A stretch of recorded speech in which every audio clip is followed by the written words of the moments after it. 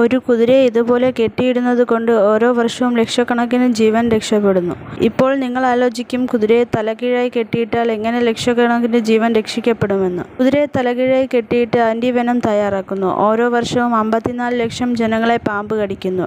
അതുകൊണ്ട് അതിനുള്ള മരുന്നില്ലെങ്കിൽ ലക്ഷക്കണക്കിന് ജനങ്ങളുടെ ജീവനെ രക്ഷിക്കാൻ കഴിയില്ല. ആന്റിവെനം തയ്യാറാക്കാൻ ആദ്യം പാമ്പിന്റെ വിഷം ഇതുപോലെ കളക്ട് ചെയ്ത് ഡൈല്യൂട്ട് ചെയ്യുന്നു. അതായത് വിഷത്തിന്റെ വീര്യം കുറയ്ക്കുന്നു. അതിനുശേഷം ഈ ഡൈല്യൂട്ട് ചെയ്ത വിഷം കുറഞ്ഞ അളവിൽ കുതിരയുടെ ശരീരത്തിൽ ഇഞ്ചക്ട് ചെയ്യുന്നു. ആ വിഷത്തിന്റെ വീര്യം കൊണ്ട് കുതിരയ്ക്ക് ഇതുപോലെ സംഭവിച്ചേക്കാം, എന്നാൽ ജീവനൊന്നും സംഭവിക്കില്ല.